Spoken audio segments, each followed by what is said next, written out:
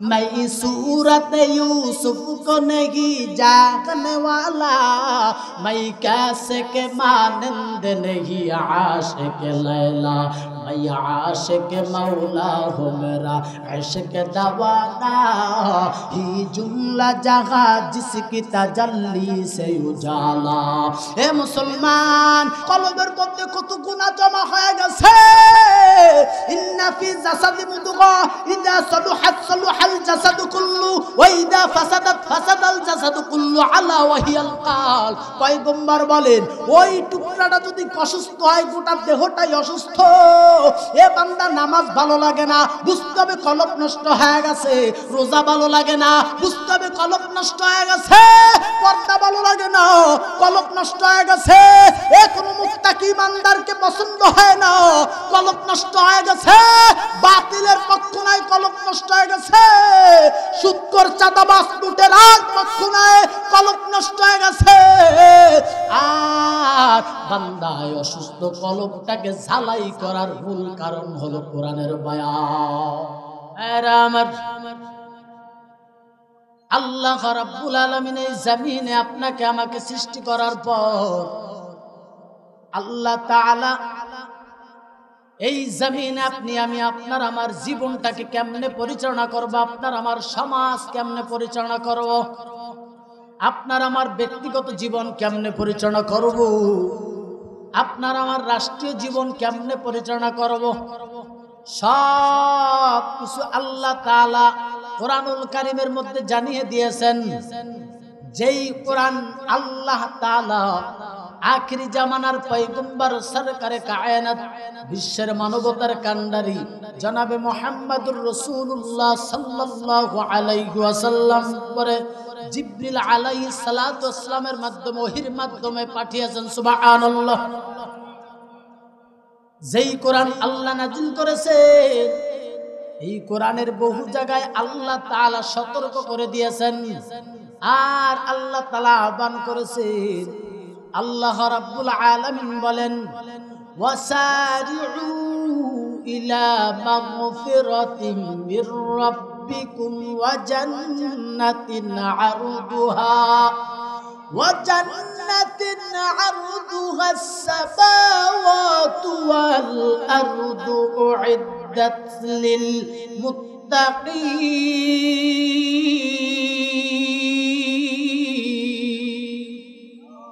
আল্লাহ তাআলা বলে তোমরা তোমাদের পালনকর্তার ক্ষমা এবং জান্নাতের দিকে ছুটে চলো।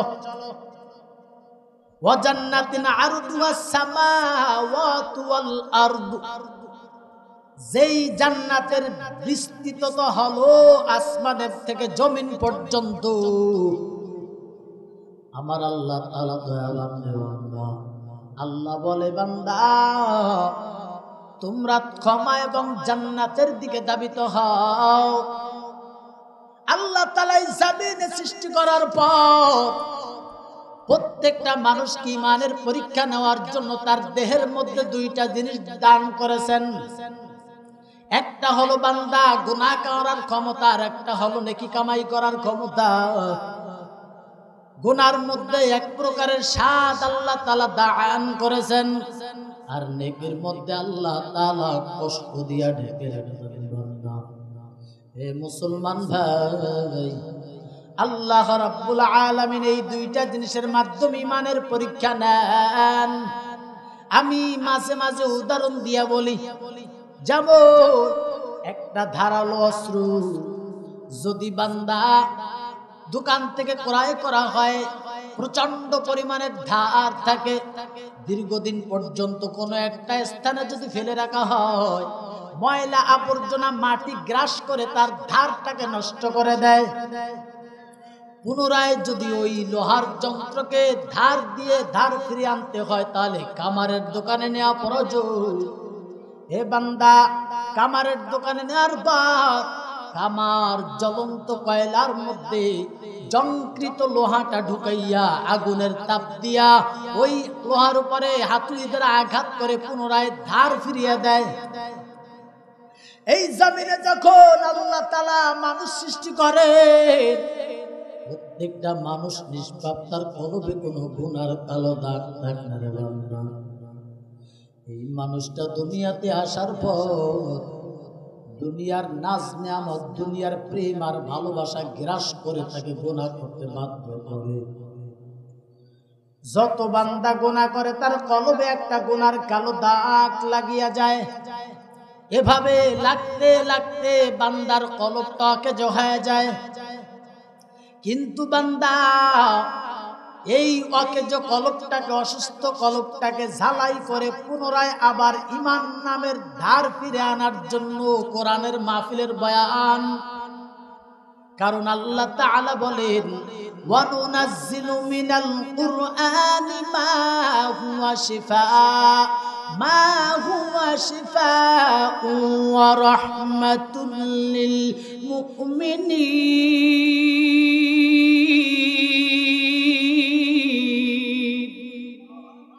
আল্লাহ তাআলা বলেন, আমি এই কোরআনকে নাজিল করেছি মানুষের রোগের শিফা হিসাবে। ও এলাকার মুসলমান, আল্লাহি আমি আল্লাহকে সাক্ষী রেখে বলেছি, একটা কথাও আমি আপনাকে আমার দিকে আকৃষ্ট করার জন্য বলতেছি না রে বান্দা। আমি কোন নিয়তে বয়ান করতেছি আমার আল্লাহ তাআলা আমার অন্তরে খবর জানেন। কারণ আল্লাহ তাআলা বলে, ওয়ালাকাদ খালাকনাল ইনসানা ওয়া না'লামু মা তুওয়াসবিসু বিহি নাফসুহু ওয়া নাহনু আকরাবু ইলাইহি মিন হাবলিল ওয়ারিদ। আল্লাহ রাব্বুল আলামিন বলেন, বান্দা আমি তোমাকে সৃষ্টি করেছি, তোমার অন্তরের মধ্যে কি কুমন্ত্রণা, কি চাওয়া পায় সম্পর্কে আমি আল্লাহ তাআলা অবগত আছি। কারণ আমি বান্দা তোমার থেকে বেশি দূরে না, এত নিকটে, এত নিকটে। ওয়া নাহনু আকরাবু ইলাইহি মিন হাবলিল ওয়ারিদ, আমি বান্দার সাহারগের চাইতে নিকটে। সুবহানাল্লাহ।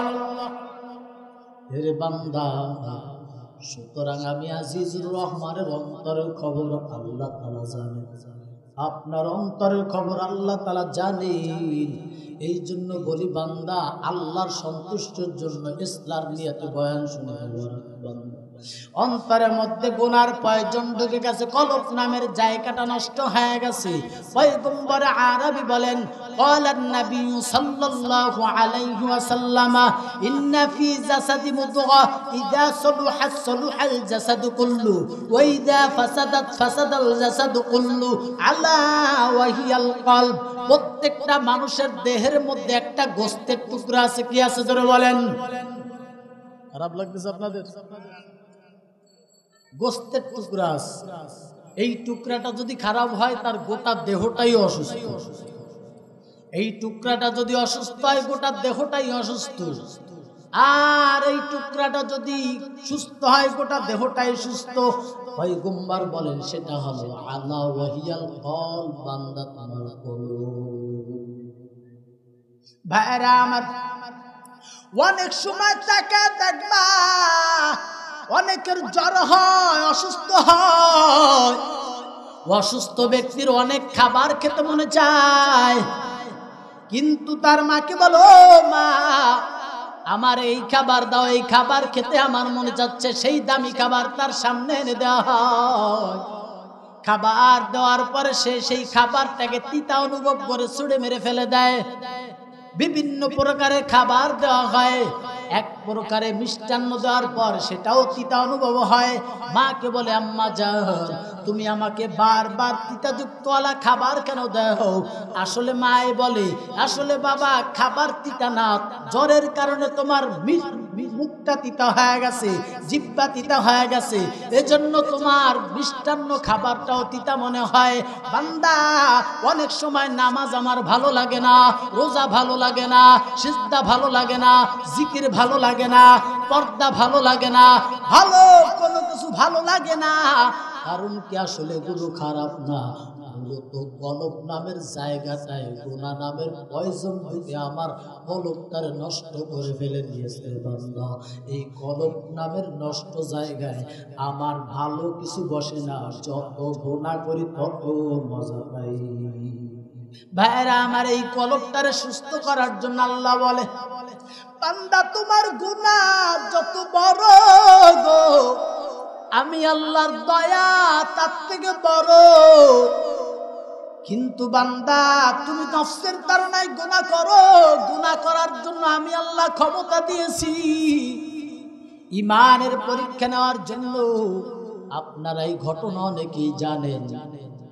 শয়তান যখন ইবলিসকে যখন বলা হলো, সমস্ত ফেরেশতাদেরকে যখন অর্ডার করা হলো উসজুদু লি আদামা, সিজদা করো তোমরা আদমকে, সব ফেরেশতা সিজদায় পড়ে গেল, কিন্তু ইবলিস শয়তান সিজদায় পড়ল না। আল্লাহ প্রশ্ন করলো, ইবলিস তুমি সিজদা করলা কেন? ইবলিস এমন একজন ফেরেশতা ছিল, গোটা দুনিয়ার কোন জমিনের কোথাও বাকি ছিল না সিজদা কর। এত বড় ইবাদতকারী ফেরেশতা সকলেই সিজদায় পড়ে গেল, কিন্তু ইবলিস শয়তান সিজদায় পড়ল না। সিজদায় না পড়ার কারণে আল্লাহ বলে তুমি সিজদা করলা কেন? আল্লাহ রাব্বুল আলামিন বলেন, বান্দা গুনাহ করতে করতে তোমার কলব নামের জায়গাটা নষ্ট হয়ে গেছে। বান্দা তোমার গুনাহ যত বড়, আমি আল্লাহ তাআলার দয়া তার থেকে বড়। সুবহানাল্লাহ। হে মুসলমান ভাই, আমার আল্লাহ তাআলা বলেন, قل يا عبادي الذين اسرفوا على أنفسهم لا تقنطوا من رحمة الله إن الله يغفر الذنوب جميعا إنه هو الغفور الرحيم। আল্লাহ তাআলা বলে, বান্দা আমার রহমত থেকে নৈরাশ হও না রে বান্দা। বান্দা তোমার গুনাহ যদি হয় ঘরের চাল পর্যন্ত, আমি আল্লাহর দয়া হলো বান্দা পাহাড় পর্যন্ত। তোমার গুনাহ যদি হয় পাহাড় পর্যন্ত, আমি মাওলার দয়া হলো আসমান পর্যন্ত। আমি এত পরিমাণ দয়া নিয়া বান্দা তোমারে মাফ করিয়া দেই। ইবলিস শয়তান বলল, আল্লাহ সে তো মাটির তৈরি আর আমি আগুনের তৈরি, আমি ক্ষমতাশীল হয়ে আমি সাধারণ মানুষের কাছে কেন মাথা নত করব? এই অহংকার ভিতরে পয়দা হয়ে গেল। আল্লাহ বলেন, ইন্নাল্লাহা লা ইউহিব্বু কুল্লা মুখতালিন ফাখুর। অহংকার, তাকাব্বুর, রিয়াকারীকে আল্লাহ পছন্দ করেন না। অহংকার আমাকে হুজুরকে ভিতরে আছে কি নেই? হ্যাঁ আছে। মান তাওয়াদা লিল্লাহি রাফাআহুল্লাহ। নিজেকে যে ছোট করে দেয় আল্লাহ তার মর্যাদা দেওয়ার মালিক কে? কুলিল্লাহুম্মা মালিকাল মুলকি তুতিল মুলকা মান তাশা ওয়া তানজিউল মুলকা মিম্মান তাশা ওয়া তুইজ্জু মান তাশা ওয়া তুযিল্লু মান তাশা বিয়াদিকাল খায়র ইন্নাকা আলা কুল্লি শাইইন কাদির। আমার নবী উত্তম চরিত্রের অধিকারী, আখির জামানার পয়গম্বর, সরকারে কায়নাত, বিশ্বের মানবতার কান্ডারি, মানবতার মুক্তির দূত, পয়গম্বরে আরবি জনাবে মুহাম্মদুর রাসূলুল্লাহ সাল্লাল্লাহু আলাইহি সাল্লাম এ বলেন, আমি একজন পয়গম্বর, আমার সম্মানের কোনো কমতি নাই। তুমি একজন ইহুদি হয়ে আমার দাঁড় করাইছো কেন? না না না, এমন আচরণ করেন নাই। নিজেকে সংকুচিত মনে করে, অপরাধ মনে করিয়া দাঁড়াই গেছে। ইহুদি আখলাক দেখিয়া সাথে সাথে কালেমা পড়ে মুসলমান হয়ে গেছে। সুবহানাল্লাহ।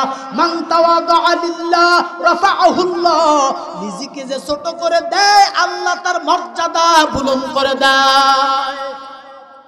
ভাইরা আমার, এ মুসলমান, শয়তান বলল, আমার হয়ে যারা কাজ করবে এদের সম্পদ বেশি দিতে হবে, ঠিক কিনা জোরে বলেন?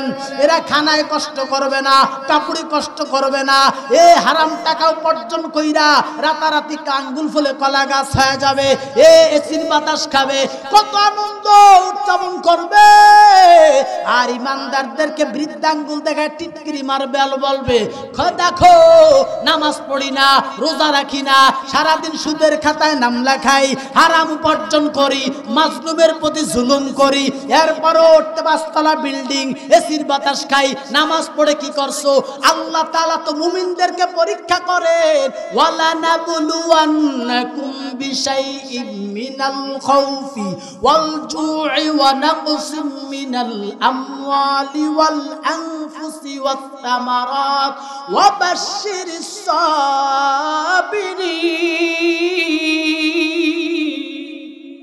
আল্লাহ তাআলা বলে আমি ইমানদারদেরকে বিভিন্নভাবে পরীক্ষা করব, খানায় কষ্ট দিয়া, বস্ত্রে কষ্ট দিয়া, রোগ বালা মুসিবত দিয়া, সুস্থ রাখিয়া, অসচ্ছলতা দিয়া, সচ্ছলতা দিয়া, সর্ব অবস্থাতে যদি আমার বান্দা সবর করতে পারে, আমার কৃতজ্ঞতা প্রকাশ করতে পারে, আমার নিয়ামতের শুকরিয়া আদায় করতে পারে, আল্লাহ বলে ইন্নামা ইউওয়াফাস সাবিরুনা আজরাহুম বিগাইরি হিসাব। আমি আমার বান্দার রিজিক বৃদ্ধি করে দিব। মুফাসসিরে কেরাম আয়াতের ব্যাখ্যায় বলে আল্লাহ বিনি হিসাবে তাকে জান্নাতে পাঠায় দিবি। ভাইরা আমার, ইমানদার কখনো দুনিয়ার সম্পদের প্রতি লোভ করিয়া তারপরে পাগল হয় না, ঠিক কিনা? এই জন্য বলে দুনিয়ার সম্পদ কি এখন আছে, একটু করে নাই, এর পিছনে যত দৌড়াবা আয়ু কমে যাবে, ধ্বংস হয়ে যাবে, দুনিয়াও হারাবা, আখিরাতও হারাইবা। জুরাতাসনি দাজমানা গাফেলি আসাদা আফলুর রাগুজি গারআকিলি। দুনিয়ার প্রলোভনের দিকে তুমি দৌড়াও না, পাগল হও না। এ বান্দা, ওই সিন্ধুকের ঝিনুকের ভিতর থেকে হীরা মণি তুমি খোঁজো বান্দা, তাহলে তুমি সাফল্য অর্জন করতে পারবা, তুমি কামিয়াব হয়ে যাবা। এ মুসলমান, শয়তানে কথা বলার পর আল্লাহ তো অন্তরের কথা জানে, তারপর বলে কেন? বলে তোমার বান্দাদেরকে আমি ধোঁকা দিয়া, ওয়াসওয়াসা দিয়া জাহান্নামের দিকে ধাবিত করাবো, আমি তাদেরকে জিনা করাবো, তাদের দিয়া সুদ খাওয়াবো, তাদের দিয়া মাজলুমের প্রতি জুলুম করাবো, পরের সম্পদ জোর দখল করে ক্ষমতার বলে আত্মসাৎ করে সাথে উপভোগ করাবো। যত প্রকারের অপকর্ম আছে প্রত্যেকটা অপকর্মের মধ্যে শান্তি নিহিত, কারণ গুনার মধ্যে আল্লাহ তাআলা এক প্রকারের শান্তি রেখেছে, আর এই শান্তি তাকে জাহান্নামে ধাবিত করতেছে। আর নেকির মধ্যে আল্লাহ কষ্ট দিয়া ঠেকে রাখছে, এই কষ্ট ক্ষণিকের জন্য উপভোগ করলো বান্দা, এই কষ্ট স্থায়ীভাবে জান্নাতে তাকে দাখিল করতেছে, ঠিক কিনা জোরে কোন? ও মুসলমান গো, শয়তান বলে আল্লাহ তোমার বান্দাগুলো জাহান্নামের দিকে ধাবিত হবে। এত মানুষ কোথায় জায়গা দিল? জাহান্নামের সংখ্যা বাড়ায় দাও। আল্লাহ বলে বান্দা এ ফেরেশতারা তোমরা সাক্ষী থাকো, আমার কোন বান্দা যদি একটা গুনার কাজ নিয়াত করে, গুনার কাজের নিয়াতের কারণে আমল নামায় কোনো গুনাহ লাগবে না। যদি বান্দা গুনার কাজটা যদি নফসের ধারণায় করেই ফেলে, বান্দার আমল নামায় একটা গুনার পরিবর্তে একটা গুনাহই লাগবে। আর যদি তওবা করে ফেলে, সাথে সাথে মাফ করে দিব। আর আমার কোন বান্দা যদি একটা পুণ্য কাজ করার নিয়াত করে, কাজটা সম্পাদন করে নাই, নিয়াতের কারণে একটা নেকি তার আমল নামায় লিখে দিবা। আর যদি নিয়াতের কাজটা সম্পাদন করে ফেলে, আল্লাহ বলে 10টি নেকি তার আমল নামায় লিখে দিবা। আল্লাহ তাআলা বলে ইন্নাল্লাহা ইয়াগফিরুয যুনুবা জামিআ, আমি আমার বান্দা বান্দিকে এভাবে দয়া করে মাফ করে দেই। ওয়াল্লাযীনা ইযা ফাআলু ফাহিশাতান আও যালামু আনফুসাহুম যাকারুল্লাহ ফাস্তাগফিরু লিযুনুবিহিম ওয়া মান ইয়াগফিরুয যুনুবা ইল্লাল্লাহ ওয়া লাম ইউসিররু আলা মা ফাআলু ওয়া হুম ইয়ালামুন।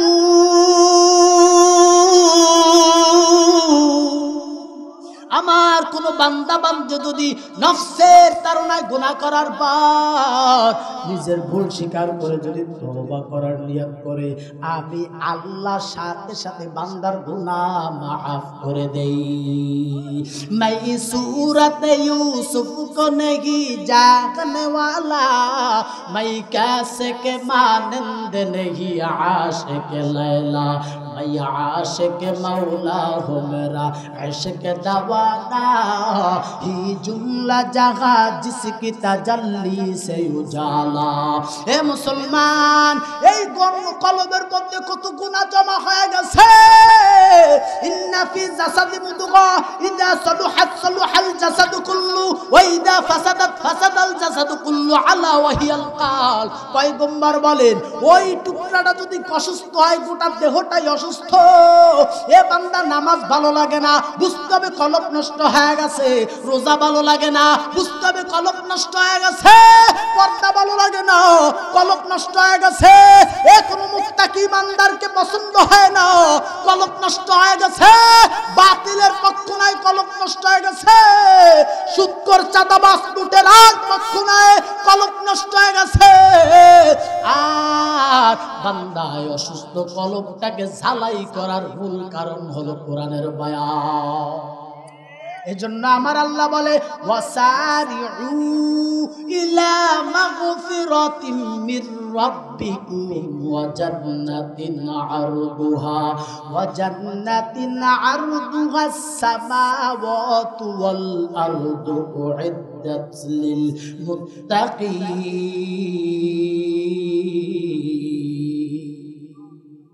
তোমরা তোমার রবের ক্ষমা এবং জান্নাতের দিকে ধাবিত হও,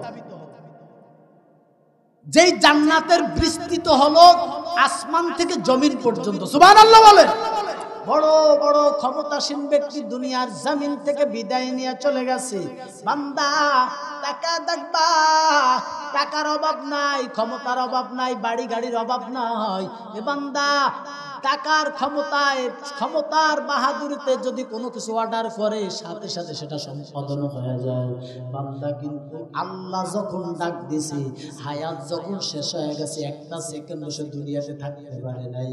কারণ আল্লাহ বলে ইযা জাআ আজালুহুম লা ইস্তাখিরুনা সাআতাও ওয়া লা ইস্তাকদিমুন।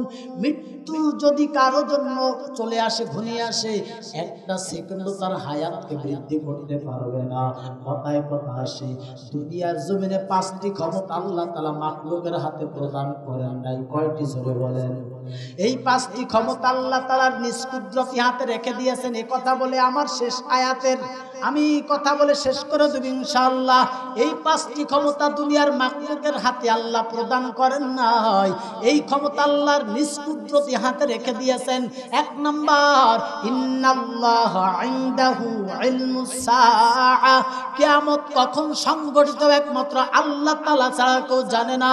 2 নাম্বার, ওয়া ইউনাজ্জিলুল গায়স।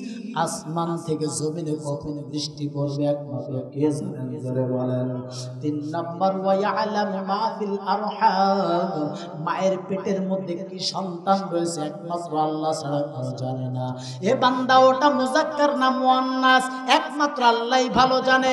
অনেকে বলে হুজুর অনেক আল্ট্রাসাউন্ডের মাধ্যমে, অনেক পরীক্ষা নিরীক্ষার মাধ্যমে ডাক্তারে বলতে পারে এটা কন্যা সন্তান না পুরুষ সন্তান, মুযাক্কার না মুআন্নাস। আমি বলি বান্দা শুনো গো, যতক্ষণ পর্যন্ত আল্লাহ এ রক্ত মাংস একত্রিত করিয়া আল্লাহ তাআলা পূর্ণাঙ্গ মানুষ রূপে তৈরি না করে, ততক্ষণ পর্যন্ত কোন ডাক্তার কোন আবিষ্কৃত যন্ত্রের মাধ্যমেও জানা সম্ভব নয় এটা মুযাক্কার না মুআন্নাস। কে জানেন? জোরে বলেন। কয়টা বললাম? 3টা। এই মানুষগুলো যদি জানতো বরিশাল থেকে আসার পর ওই ভাঙ্গায় দুনিয়ার থেকে বিদায় নিব, ঢাকা যাইতে পারবো না, আল্লাহর কসম দিয়ে বলি লক্ষ কোটি কোটি টাকার স্বপ্ন দেখাইলো বরিশাল থেকে ঢাকার উদ্দেশ্যে রওনা কখনো করতো না।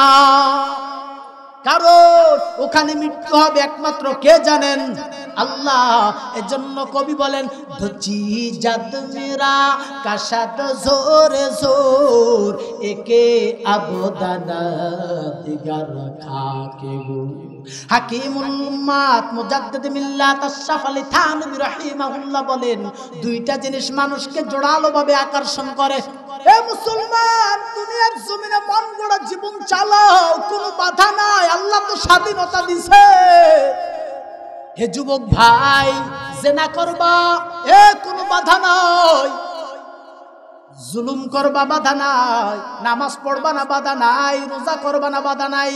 আজ পর্যন্ত দেখছেন যারা নামাজ পড়ে না জোর করে মাইরা মসজিদে আনছে কোনো আছে? রোজা রায় নাই পিটাইয়া রোজার গাইছে আছে সিস্টেম? না না, এ ইসলামে বাধ্যতামূলক কোনো কিছু নাই, জোর করার কিছুই নাই। তবে বান্দা আহ্বান করতে পারি, বান্দা তোমাকে পথ দেখাইতে পারে।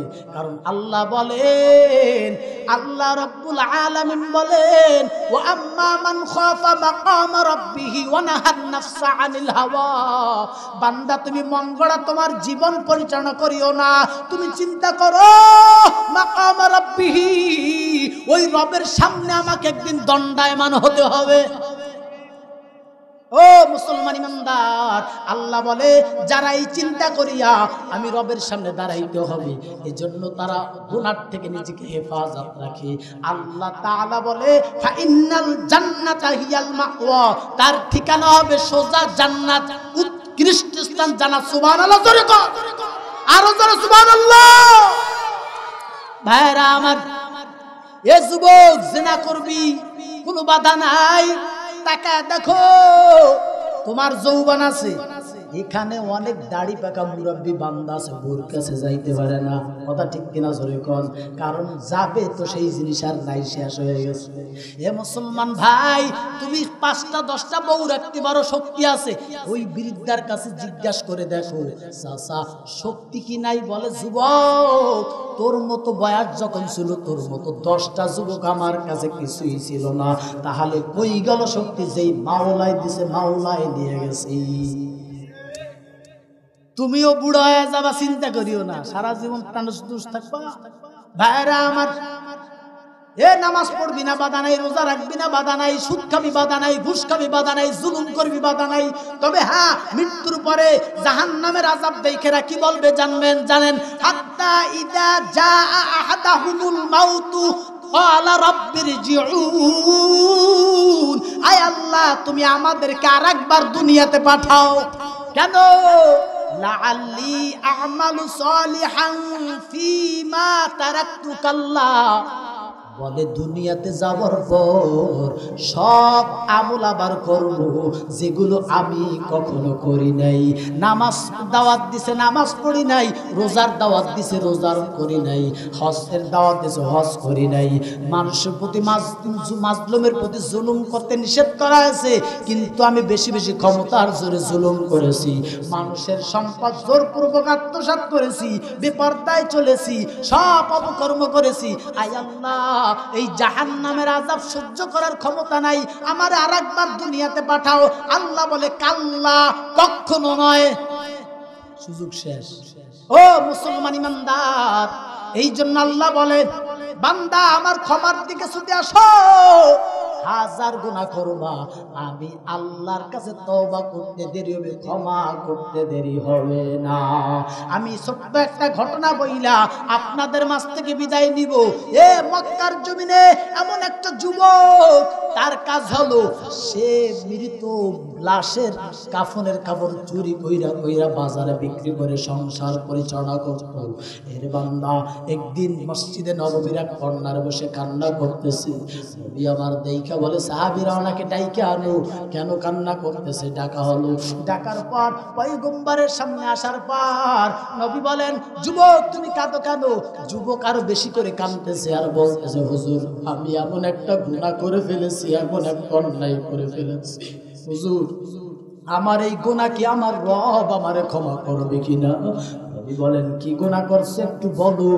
বলে, হুজুর আপনি শুনলে তো আপনি সহ্য করতে পারবেন না। বলে, কি বলো? বলে, হুজুর আমার কাজ হলো মৃত ব্যক্তির লাশের কাফনের কাফন চুরি করে বাজারে বিক্রি করব। আমি একদিন গভীর রাত কবরস্থানে চলে গেলাম কাফনের কাফন চুরি করার জন্য। কবরস্থানে যাইয়া নতুন একটা কবর খনন করলাম। কবর খনন করিয়া যখন ওই লাশের কাফনের কাফন চুরি করার জন্য ওই মাইয়াতের মুখের থেকে কাফনের কাফনটা সরাইলাম, এত সুন্দর চেহারা সুচিরি আমি ইতিপূর্বে মক্কার জমিনে কখনো দেখি নাই। আমি লোভে পড়ে গেলাম, আমার যৌবনকে আমি ধরে রাখতে পারলাম না, আমার নফসকে আমি ধরে রাখতে পারি নাই। হুজুর আমি সাথে সাথে ওই কবরের মধ্যে যুবতী মৃত নারীর সঙ্গে জিনা করেছি। জিনা করার পর যখন আমি কবর থেকে উঠে যাই, তখন পিছন থেকে কি যেন টান দিয়া বলে, আর বলে যুবক রে, এমন কি অপরাধ করলাম রে, যার কারণে আমার সবার সামনে উলঙ্গ করিয়া রাখি। আমি খানা খাইতে গেলে আওয়াজ আমার কানে বাইসা আসে, আমি ঘুমাইতে গেলে আওয়াজ। হুজুর আমি এমন একটা জঘন্য অপরাধ করেছি, আমার রব কি আমারে ক্ষমা করবে? পয়গম্বর চোখ মুবারক দুইটা লাল বর্ণ হয়ে গেছে, শরীর থেকে ঘাম টপ টপ কইরা পড়তেছে। নবী বলেন সাহাবীরা দেখো আমার পশম বরাগুলো খাড়া হয়ে গেছে। এমন ঘটনা যুবক শুনাইল আর বলে না না, আল্লাহ তোর এই গুনাহ ক্ষমা করবে না। যুবক গলা কাটা মুরগির মতো ছটফট করতে করতে ওই যে চলিয়া গেল পাহাড়ের টিলায়, নির্জন জনমানবহীন স্থান, সেখানে কোনো মানুষ নাই। ওখানে গিয়া কান্না করার পরে, আল্লাহ তুমি যদি আমারে ক্ষমা কর না করো আমার কোনো উপায় নাই। পয়গম্বর বলেন ক্বালান নবী সাল্লাল্লাহু আলাইহি ওয়াসাল্লাম আত-তাইবু মিনাদ যামবি কামান লা যামবালা। পয়গম্বর বলে কেউ যদি গুনাহ করে, গুনাহ করার পর এই গুনার কথা স্বীকার করিয়া আল্লাহর কাছে অনুশোচিত হইয়া চোখের অশ্রু ঝরে ক্ষমা চায়, আল্লাহ বলে সাথে সাথে তার গুনাহ ক্ষমা করিয়া আল্লাহ তাআলা তাকে তার এই কবর নামের জায়গাটা থেকে গুনাহ নামের পয়জন দূর করিয়া শূন্য স্থানে পরিণত করে নেকি দিয়া ভরপুর করে দেয়। সুবহানাল্লাহ। এ 90 বছর গুনাহ করছো, একদিন তুমি ডাক দিবে রব তুমি যদি আমারে ক্ষমা না করো আমার কেউ নাই। ওই যায় নামাজে, তাহাজ্জুদ নামাজে যায় নামাজের মুসাল্লায় দাঁড়াইয়া নামাজ সম্পাদন করিয়া চোখের অশ্রু দিয়ে বান্দা কান্দিয়া পুরা চোখের পানি জমিনে পড়তে দেরি হবে। 90-100 বছর গুনাহ ক্ষমা করতে আল্লাহ দেরি করবেন না। হে মুসলমান ভাই, হে মুসলমান যুবক, কানতে কানতে পাগল। আল্লাহ সাথে সাথে জিবরিল আলাইহিস সালামকে পাঠিয়ে দিয়েছে। জিবরিল আমিন আয়েশা বলে আসসালামু আলাইকুম ইয়া রাসূলুল্লাহ। সালামের জবাব নবী দেওয়ার পরে বলে, নবী 3টা প্রশ্ন করার জন্য আল্লাহ আপনার কাছে আমাকে পাঠিয়েছেন। বলে কি প্রশ্ন বলো? বলে হুজুর আল্লাহ দুনিয়াতে মানুষ সৃষ্টি করেছে। বলে কে? বলে আল্লাহ। দুনিয়াতে মানুষের রিজিকের মালিক কে? বলে আল্লাহ। দুনিয়াতে মানুষ গুনাহ করলে সেই গুনাহ ক্ষমা না করার মালিক কে? বলে আল্লাহ। তাহলে যেই যুবককে আপনি ঘোষণা করে দিয়েছেন আল্লাহ ক্ষমা করবেন না, ওই যুবকের চোখের পানি আল্লাহর আরশে আজিমে কবুল হয়ে গেছে। আল্লাহ তাআলা যুবকের সব গুনাহ maaf করে দিয়েছে। সুবহানাল্লাহ। এ বান্দা আল্লাহর জান্নাতের দিকে ছুট। আল্লাহ রাসূল বলেন ক্বালান নবী সাল্লাল্লাহু আলাইহি ওয়াসাল্লাম লা ইয়াদখুলুল জান্নাতা উম্মাতিন জামরাতুন ওয়া সাবউনা আলফা তাদিউ উজুহুম ইদাআতাল কামার। পয়গম্বর বলেন কিয়ামতের ময়দানে আমার উম্মতের মধ্যে 70,000-এর একটা দল বিনি হিসাবে আল্লাহর জান্নাতে যাবে। সুবহানাল্লাহ। তারা কারা? এই জীবনে দুনিয়ায় যারা নবীর অনুসরণ করেছে, আল্লাহর অনুসরণ করেছে, আল্লাহর হুকুমের বিধানগুলো মেনে চলেছে, পয়গম্বরের হুকুম অনুযায়ী জীবন পরিচালনা করেছে। বান্দা আজ থেকে ওয়াদা হও আর জীবনে নামাজ ছাড়বো না। কারা কারা রাজি আছে ইনশাআল্লাহ? আল্লাহ কবুল করিয়া নাও। হাত উঁচু করে রাখো। জিনা করবা না রাজি আছো? এ সুদ খাইবে না রাজি আছো? কথা বলেন রাজি আছেন? এ মুসলমান ইমানদার, এরপরে বান্দা তুমি মাজলুমের প্রতি জুলুম করবা না, অত্যাচার করবা না। আল্লাহ যেগুলো নিষেধ করছে সেগুলো থেকে নিজেকে হেফাজত রাখবা। এটা হলো ওয়াজ। চোখের পানি আবেগে ফেলানোর নামাজ নয়। ওয়াজ বুঝাই কথাটাকে মানার মাদ্দার নাম হলো ওয়াজ। সুতরাং ওয়াজ বুঝবা আর ওই কথাগুলো মানার চেষ্টা করবা।